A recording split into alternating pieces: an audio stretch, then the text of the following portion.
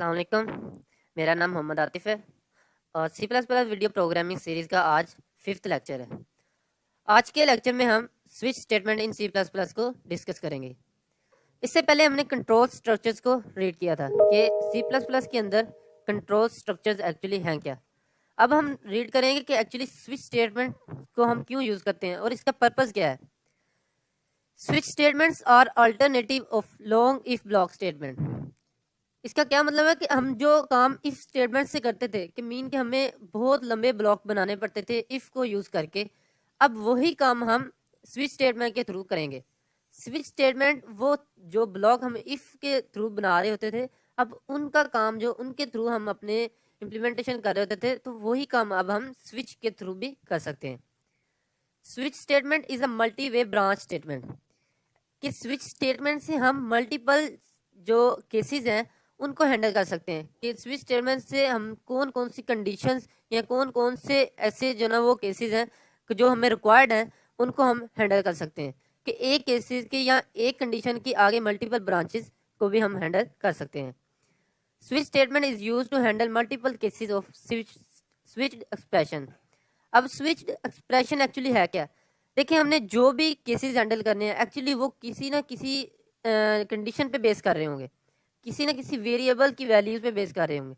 अब जिस वेरिएबल की वैल्यूज को हम जिस की बेस पे हम केसेस हैंडल कर रहे हैं वो एक्चुअली स्विच एक्सप्रेशन होगी। Switch statement is often faster than if else. ठीक है, कि अगर आमतौर पर जो स्विच स्टेटमेंट होती है वो ज़्यादा फास्ट समझी जाती है इफ एल्स स्टेटमेंट से, क्योंकि इफ एल्स के अंदर उसने हर केस को जो ना वो हैंडल करना होता है, हर केस को उसने चेक करना होता है।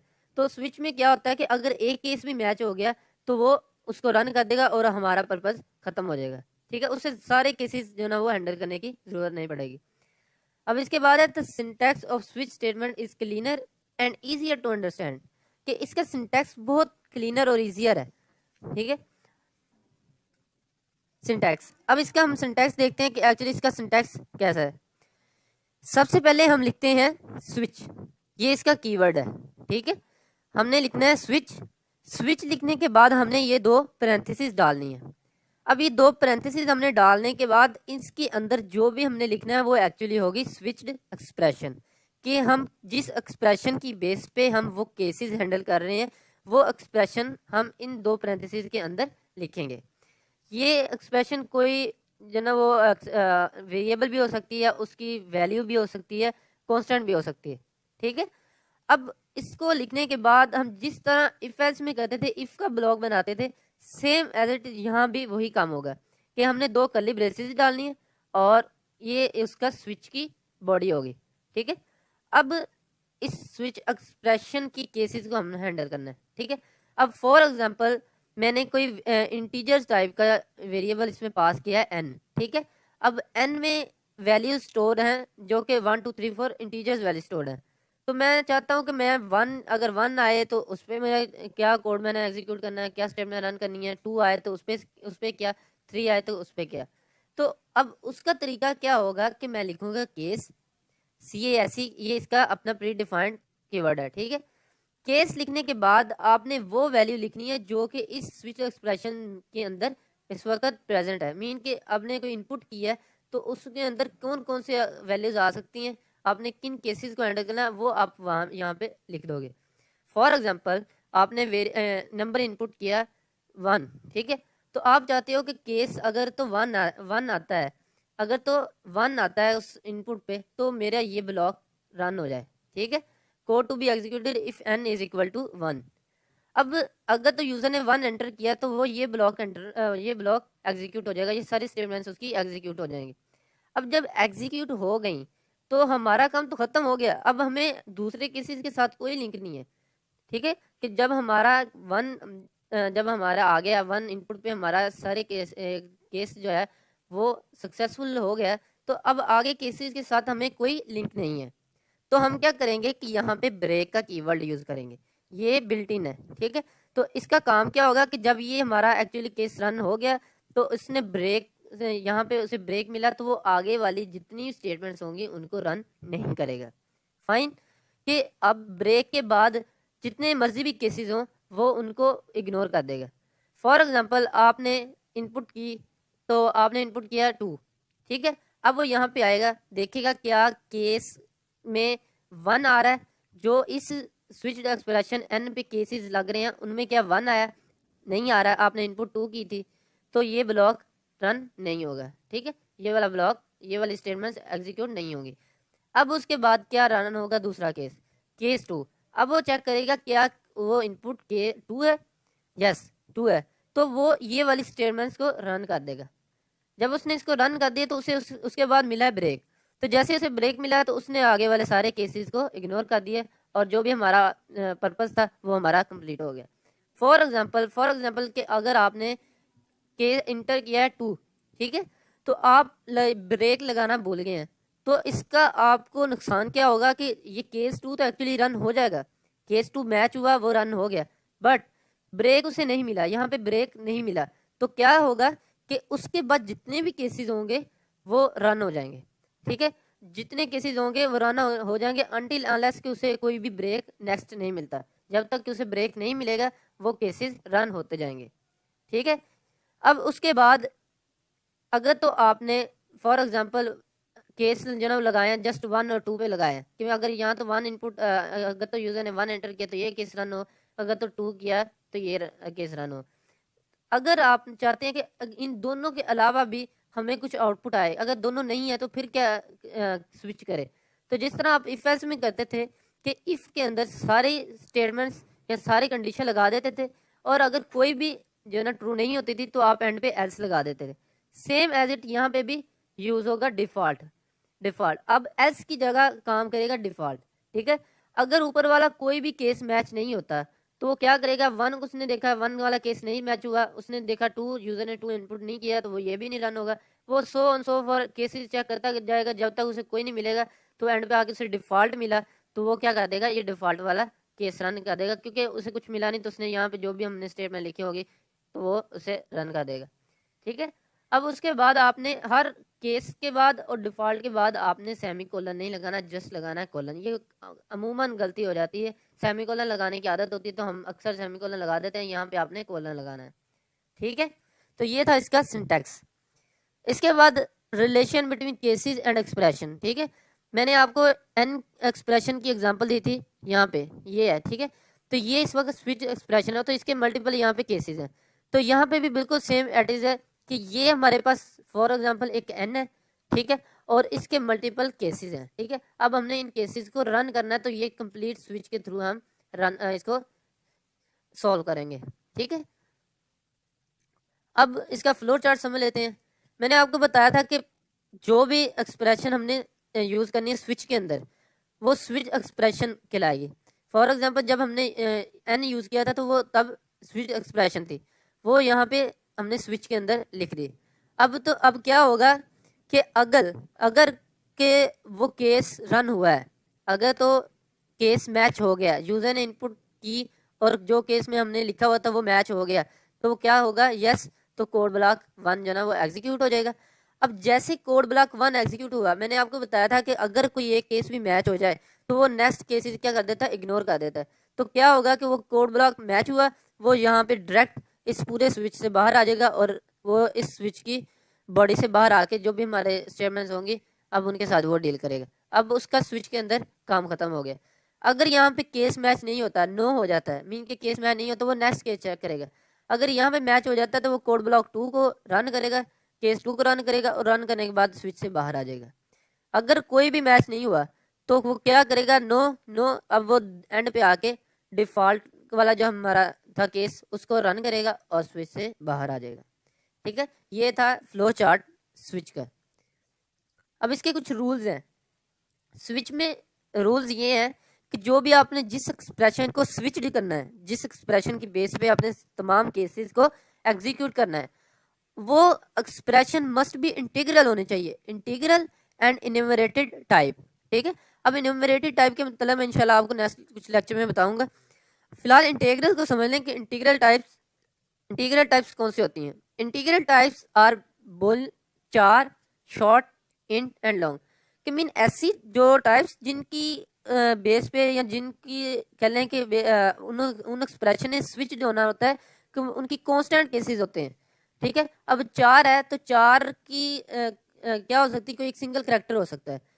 बोल है तो वो उसकी क्या वैल्यू हो सकती है, या ट्रू हो सकती है या फॉल्स हो सकती है। शॉर्ट या इंट या लॉन्ग, तो ये इंटीजर्स हैं, मीन के इनमें अंदर कोई ना कोई इंटीजर आएगा, ठीक है। तो उनकी बेसिस पे हम केसेस को एग्जीक्यूट कर सकते हैं। There is no limit for cases, mean के केसेस की कोई लिमिट नहीं है, जितने मर्जी आपकी जो ना वो रिक्वायरमेंट है आप उतने केसेस यूज कर सकते हैं। Each case and with a colon, her case जो है वो कॉलन के साथ एंड होगा, ठीक है। Break statement is used at the end of case statement to omit from the switch statement. मैंने आपको बताया था कि ब्रेक हम तब यूज करते हैं जब हमारा केस एग्जीक्यूट हो गया तो वो नेक्स्ट को रन ना करे, मीन कि जो केस एग्जीक्यूट हो गया, मैच हो गया, बस उसको रन करे, ब्रेक करे और स्विच से बाहर आ जाए, ठीक है। तो यही वो बात लिखी हुई है।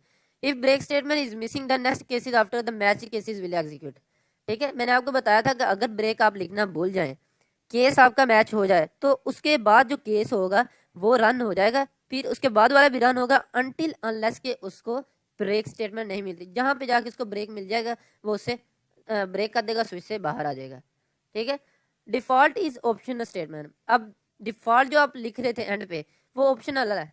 अगर आपकी रिक्वायरमेंट है कि आप यूजर आप जो ना वो बताना चाहते हैं कि अगर कोई भी केस रन नहीं हुआ तो आपको मैसेज शो करना चाहते हैं तो आप डिफॉल्ट को यूज कर लें। इन केस अगर आपकी नई रिक्वायरमेंट है, नहीं करना चाह रहे तो आप इसको ना भी करें तो नो इशू, ठीक है, ये ऑप्शनल है, ठीक है। अब इस पूरे स्विच स्टेटमेंट को हम कंपाइलर पे एग्जीक्यूट करके देखते हैं, कंपाइलर पे इसकी एग्जांपल करके देखते हैं कि एक्चुअली कंपाइलर पे हम इसको कैसे डील करते हैं, ठीक है। तो अब हम कंपाइलर पे इसको चला कर देखते हैं, इसकी एग्जांपल करके देखते हैं कि कंपाइलर पे इसको हम कैसे रन करते हैं, कैसे यूज़ करते हैं। मैं एक प्रोग्राम बनाने लगा हूँ कि यूज़र एक करेक्टर एंटर करता है, ठीक है। अब जो करेक्टर एंटर करेगा वो इंग्लिश अल्फ़ाबेट होगा, तो हमें ये बताए क्या वो इंग्लिश अल्फ़ाबेट जो है वो वावल्स है या नहीं है। वावल्स क्या होते हैं, A E I O U, fine. अब मैंने ये चेक करना है कि क्या वो करेक्टर एंटर हुआ है वो वावल है या नहीं। तो ये हम काम इफ एल्स से भी कर सकते हैं, बट अब यहाँ पे हम यूज़ करेंगे स्विच स्टेटमेंट को। अब स्विच स्टेटमेंट को यूज़ करके हम ये प्रोग्राम को डिजाइन करेंगे, ठीक है। सबसे पहले मैं करेक्टर के लिए एक वेरिएबल डिक्लेयर करवा लेता हूँ, 4 डेटा टाइप यूज करता हूँ और अल्फाबेट ले लेता हूँ, अल्फाबेट, ठीक है। मैंने 4 डेटा टाइप यूज की, अल्फाबेट मैंने वेरिएबल का नेम डिक्लेयर करवा दिया। अब मैं एक मैसेज डिस्प्ले करवा लेता हूँ, सी आउट एंटर एनी अल्फाबेट, ठीक है। अब यहाँ पे यूजर को मैंने मैसेज एक डिस्प्ले करवा दिया कि यहाँ पे आप एक अल्फाबेट एंटर करो। उसके बाद मैं अल्फाबेट यूजर से रीड कर लेता हूँ, सी इन अल्फाबेट, ठीक है। अब ये अल्फाबेट मैंने यूजर से रीड कर लिया। अब इसके बाद मैंने केसेस हैंडल करने हैं, ए के लिए, ई के लिए, आई, ओ और यू। मेरे 5 केसेस टोटल बन रहे हैं, ठीक है। टोटल 5 केसेस को मैंने इस एक्सप्रेशन की बेस पे मैंने एग्जीक्यूट करना है, इस एक्सप्रेशन की बेस पे मैंने इन 5 केसेस को रन करना है। अब स्विच का जैसे हमने सिंटैक्स पढ़ा था, सबसे पहले हम लिखते हैं स्विच, स्विच लिखने के बाद हम 2 पैरेंथेसिस डालते हैं। अब इसके अंदर हमने लिखना है स्विच्ड एक्सप्रेशन को, कि जिस एक्सप्रेशन को हम स्विच कर रहे हैं, ठीक है। अब यहाँ पे हमारी जो स्विच एक्सप्रेशन है वो एक्चुअली है अल्फाबेट, ठीक है। तो हम यहाँ पे लिखेंगे अल्फाबेट, ठीक है। अब इसके बाद हम इसकी बॉडी बनाएंगे। बॉडी कैसे बनाते हैं, 2 कर्ली ब्रेसेस हम डालते हैं, ठीक है। अब ये जो होगा body of the switch, fine. अब मैंने केसेस हैंडल करने हैं, मेरे पास केसेस हैं, 5 केसेस हैं, ठीक है। अब मैंने इन केसेस को हैंडल करना है। तो पहला मैं केसेस का यूज करता हूँ, केस लिखता हूँ, इसका कीवर्ड है। उसके बाद मैंने इसके अंदर जैसे हम चार्ज यूज करते हैं सिंगल कोट्स के अंदर, हम मैंने उस केस की वैल्यू लिख दी कि वो उस केस की एक्चुअली वैल्यू है क्या। केस अगर ए है, मीन कि अगर यूजर ने एंटर किया है ए, ठीक है, तो तब हम क्या करें। अब केस लिखने के बाद हमने लिखना है कॉलन, ठीक है। यहाँ पे आपने ध्यान रखना है, ये अमूमन गलती हो जाती है कि यहाँ पे हम सेमी कॉलन डाल देते हैं। उसके बाद हम यहाँ पे हम अपना मैसेज डिस्प्ले करवाएंगे जो भी हमारी रिक्वायरमेंट है। फॉर एग्जांपल मैं लिख लेता हूँ cout entered character is alphabet. ठीक है। अब यहाँ पे मैंने ये अगर तो ये मेरा केस मैच हो जाता तो मुझे नेक्स्ट केसेस की ज़रूरत नहीं, तो मैं क्या कर दूंगा, ब्रेक। ठीक है, फाइन। अब यही केस जो ना वो ए के लिए मैंने किया, अब इसी तरह मैं केस करता हूँ ई के लिए। Cout entered character is alphabet. ठीक है। अब मुझे अगर ये केस मैच हो गया तो ब्रेक कर दे। ठीक है। और सिमिलरली मैं इसको कॉपी पेस्ट कर लेता हूँ, सॉरी कंट्रोल वी अगर आई है तो तब भी ये case enter character is sorry vowel लिखना था, क्या गलती कर दी मैंने, वावल वावल वावल ए ई आई ओ वावल। और यू के लिए भी मैं हैंडल कर लेता हूँ केस यू वावल। ठीक है। ये मेरे 5 केसेस थे, मैंने अब इनको हैंडल कर लिया। ठीक है। इन केस के अगर तो करेक्टर जो एंटर किया है वो वावल नहीं है तो मैंने वो उसके लिए भी मैसेज डिस्प्ले करवाना है, तो मैं क्या यूज़ करूँगा, डिफ़ॉल्ट। डिफ़ॉल्ट मैंने लिखा, इसके बाद मैं लिखूँगा कॉलन। ठीक है। कॉलन लिखने के बाद अब मैं जो भी मैसेज होगा वो मैं लिख दूंगा एंटर्ड करेक्टर इज कांस्टेंट। ठीक है, ये मैंने कर दिया। तो ये मेरा स्विच जो है वो अब कंप्लीट हो गया। ठीक है। अब मैंने 5 केसेस पहले हैंडल किए। अब 5 केसेस हैंडल करने के बाद मैंने एक डिफ़ॉल्ट केस हैंडल किया कि मीन कि अगर कोई इनपुट मैच नहीं करती, कोई केस मैच नहीं करता, तो वो डिफ़ॉल्ट को एग्जीक्यूट करे। अब मैं इसको रन करता हूँ।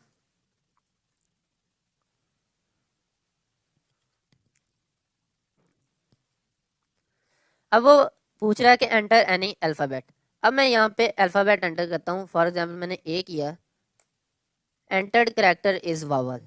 फाइन। वो कह रहा है कि एंटर्ड करेक्टर जो है वो वावल है। अब मैं करता हूँ, फॉर एग्जाम्पल मैं करता हूँ एस। ठीक है, एंटर्ड करेक्टर इज कांस्टेंट। ठीक है। तो ये अब हमारा केस रन हुआ है जो डिफ़ॉल्ट वाला। ठीक है, एस हुआ तो ऊपर वाला कोई केस मैच नहीं हुआ, तो उसने डिफ़ॉल्ट में आके ये वाले स्टेटमेंट को एग्जीक्यूट कर दिया। ठीक है। अब मैं एक और बार रन करके दिखा देता हूँ। मैं रन करता हूँ आई। ठीक है, एंटर्ड करेक्टर इज वावल। ठीक है। तो ये था हमारे switch statement in C plus plus. आप इसको इसकी मज़ीद एग्जांपल्स कीजिएगा, मैं डिस्क्रिप्शन में इसकी एग्जांपल्स अपलोड कर देता हूँ। जो आपने काम उससे किया था, इफ एल्स से किया था, आप वो काम आप यहाँ पे स्विच से करके देखिएगा। तो इसकी काफ़ी प्रैक्टिस कीजिएगा, ये काफ़ी यूज़फुल है और फास्टर भी है, इसका सिंटैक्स क्लीनर भी है। तो होप्स हो कि आपको समझ आई होगी। तो इंशाल्लाह नेक्स्ट लेक्चर में हम इसको कंटिन्यू करेंगे, मज़ीद जो ना एडवांस कंसेप्ट की तरफ मूव होंगे।